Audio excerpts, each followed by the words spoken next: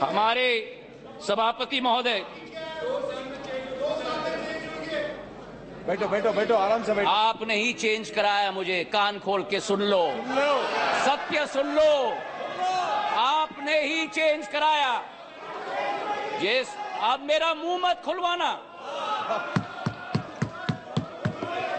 सभापति महोदय, जिस अविश्वास प्रस्ताव को ये लेके आए, इसका सत्य देश की जनता के समक्ष होनी चाहिए। जिस तरह से एक एक वर्ग का विश्वास तोड़ा गया है और जिस तरीके से प्रधानमंत्री जी ने एक एक वर्ग का अविश्वास को विश्वास में परिवर्तित किया है, वो सत्य आज इस सदन के द्वारा देश की जनता के समक्ष जानी चाहिए। किसान, सभापति महोदय, इस देश की रीढ़ की हड्डी, 60% आबादी हमारी कृषि प्रधान राष्ट्र है, लेकिन अगर किसान का पीठ तोड़ने वाला कोई कालखंड रहा तो 2014 के पहले रहा। आज हमारा किसान को समर्थन मूल्य पर्याप्त मात्रा में मिल रहा है, उसकी खरीदगी पर्याप्त मात्रा में हो रही है। आज हमारे किसान कितने उत्तेजित हो रहे हैं। सभापति महोदय, खुजली बहुत आती है, खुजली बहुत आती है, खुजली बहुत आती है। आज हमारे किसान को, सभापति महोदय, धान की खरीदी में 90% वृद्धि हुई है, गेहूं की खरीदी में 75% वृद्धि हुई है। नरेंद्र सिंह जी यहां बैठे हुए हैं। हमारे समर्थन मूल्य की हम बात करें, 2014-15 में धान की एमएसपी 1360 थी, आज धान की एमएसपी 2183 है, 60% की वृद्धि हुई है। कल कपास की बात की गई, कपास की एमएसपी हम बात करें, कपास की एमएसपी 3350 रुपए होती थी, आज वही कपास की एमएसपी बढ़कर 6620 हो चुकी है, 80% की वृद्धि हो गई।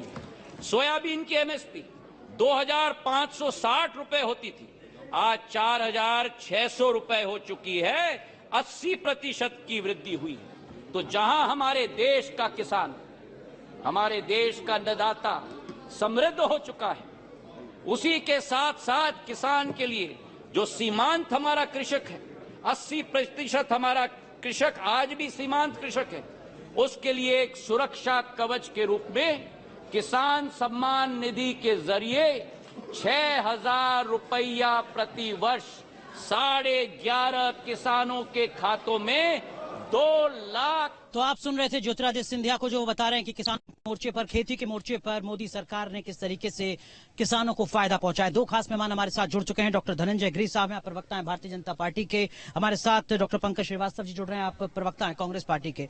पंकज श्रीवास्तव जी, सबसे पहले आपसे, इस नो कॉन्फिडेंस मोशन से क्या हासिल करने जा रहे हैं आप, तब जबकि नंबर आपके पास नहीं है?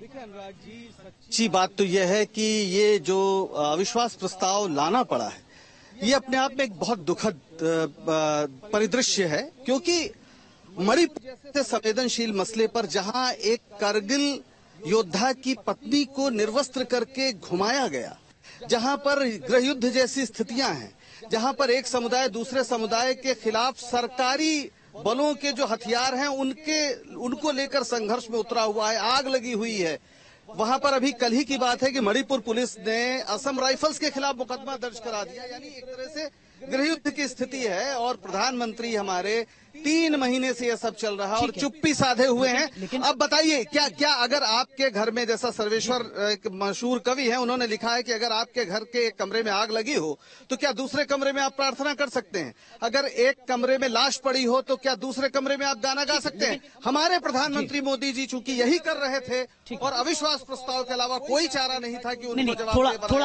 थोड़ा अंतर में आऊंगा आपके पास। लेकिन डॉक्टर गिरी, अविश्वास प्रस्ताव से कुछ आपकी मुश्किलें बढ़ रही हैं क्या? कुछ एम्बैरेसिंग सिचुएशन बीजेपी के लिए? नहीं, बिल्कुल नहीं। आप जानते हैं कि एक तरफ जहां प्रधानमंत्री नरेंद्र मोदी विश्वास का ओशियन है, उनके सामने अविश्वास का इमोशन है। विपक्ष को भी पता है कि इस मोशन की हकीकत, लेकिन आदरणीय प्रधानमंत्री नरेंद्र मोदी ने पहले भी 18 में कह दिया था कि आप तैयार रहिएगा 23 में लाने के लिए, ये 28 में भी लाएंगे। लेकिन इस देश में पहुंचे हैं हजारों